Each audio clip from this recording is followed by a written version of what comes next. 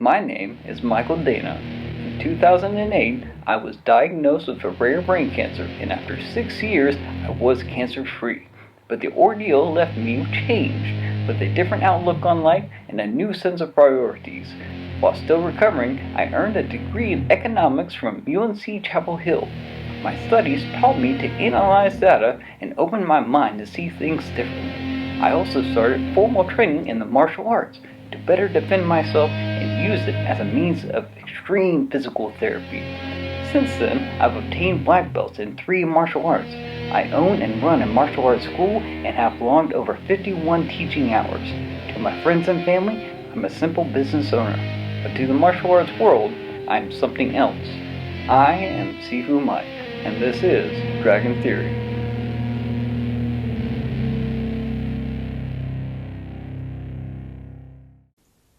Hey guys, how's it going? So I'm going to talk to you today about why people teach. Okay, specifically teaching martial arts. Now in one of my early episodes, way back in the beginning of this thing, I talked about why people do martial arts to begin with, right? So this is addressing why people teach. And if you remember in that episode, I mentioned that most people start martial arts because they want to either learn self-defense or get fit, okay? Not because they want to teach. Literally, I have gotten thousands and thousands and thousands of results from surveys and interviews and even anecdotal evidence where I just talked to people and found out stuff like that.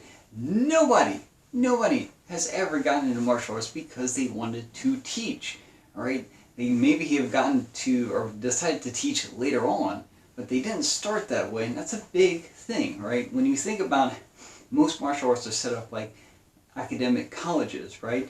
Well, when a person goes to a college, they have the incentive to actually learn a particular skill, and they know what that skill is to begin with. They don't go into a class thinking, oh, I'm never going to actually do this thing. I mean, sometimes they might, but most of the time they go into a specific program because it's something they want to do from the onset, right? They don't go in thinking they want to do something else and end up doing something completely different, right?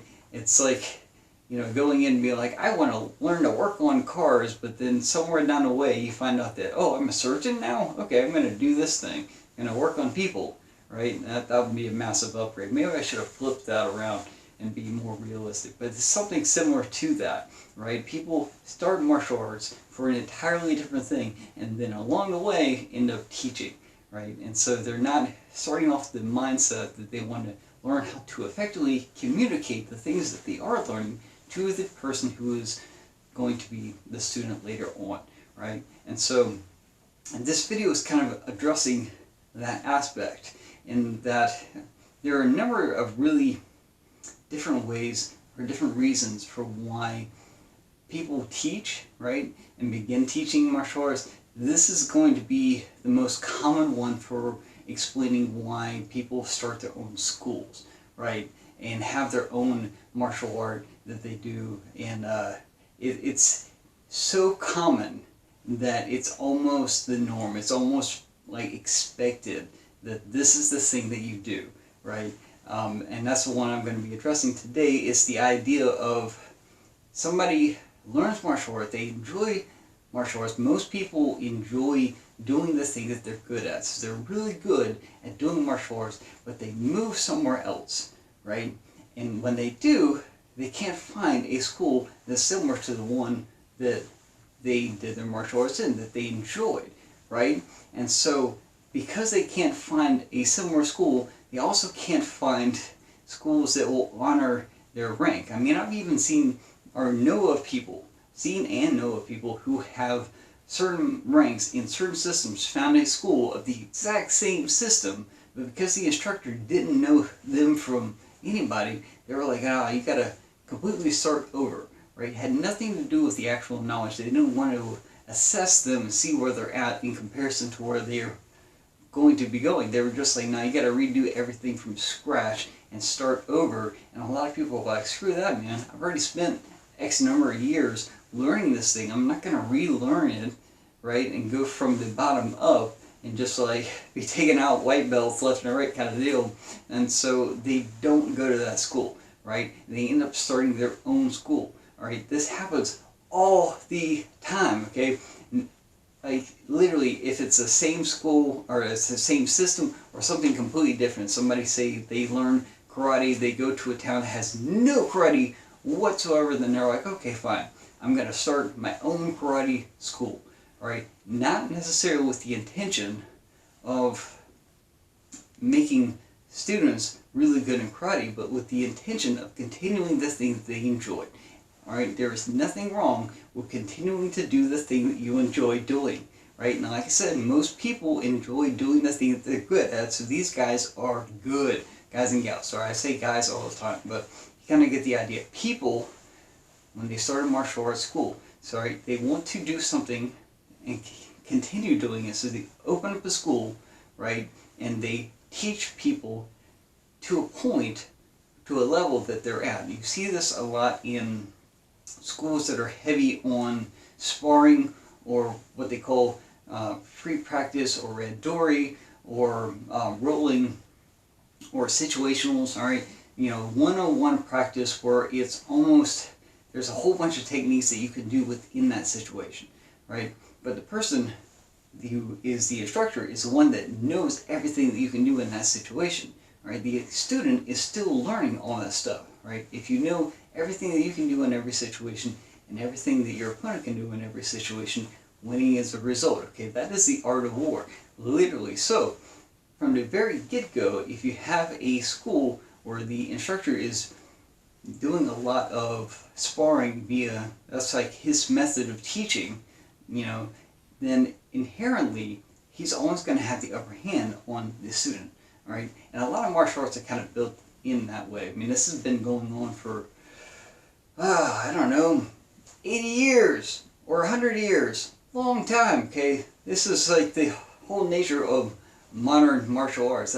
And that's the reason why you have so many martial arts that are really kind of the same, all right? Human body can only move in so many different ways, so you're going to have these same techniques, but different names for them, or they're used in different contexts, whether standing up or on the ground, okay? But it's because, you know, maybe so-and-so didn't like so-and-so, or they went to a place that didn't have what they were doing, so they started their own thing, now with the incentive of making the student the best them possible, but doing something that they are continuing to do something that they enjoy, right? Giving them something that they enjoy, and instead of just kind of living vicariously through them, right, they end up doing it with them, right? Nothing wrong with it exactly. It's just, you know, some martial art is better than no martial art, right? I'm just saying it could be a whole lot better because the focus could be shifted more towards the actual student and their learning. So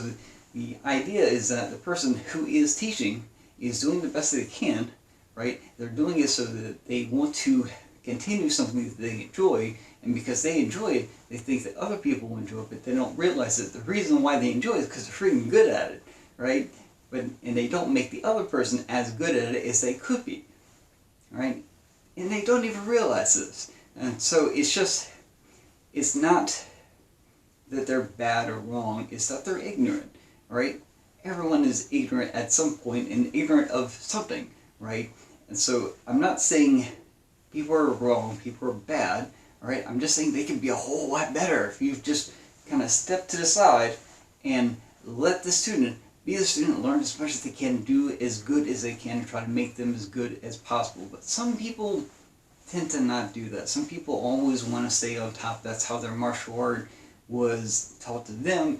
Their instructor was always top dog, so they got to be top dog, and it's a big thing. There's a lot of egos involved. It happens, all right? It's there, and just letting you know, that's the thing that happens. But most of the time, those guys who are teaching things are not, they didn't set out to teach. They just taught because they didn't have anything. It's like moving to a town and there's not a mechanic shop anywhere that you like, right? But you know how to work on your car, so you open up your own mechanic shop so that you can work on your car, right? And if you don't know all the little intricacies of mechanic work, then you just bring in another person to work on that, because like maybe you have a day job or some other source of income, so you don't really depend on the mechanic shop. So you start your own mechanic shop, right, to work on your car because you don't like anybody else or there is nobody else to go to. That literally happens all the time in martial arts. You have guys who come in who have a different source of income from somewhere else who are like, I want to do this thing, can't find it anywhere, so I'm going to open up this school so I can keep doing this thing and have other people and try to bring them up to the level to where I can play with them, kind of deal. And so have that all the time. Like I said, it's practically the norm that it happens so often, so much, right? And like I said, you see this more in schools that are kind of heavy sparring based, right? In schools where the instructor has a tendency to do as much, if not more, than all the students on the mat, right?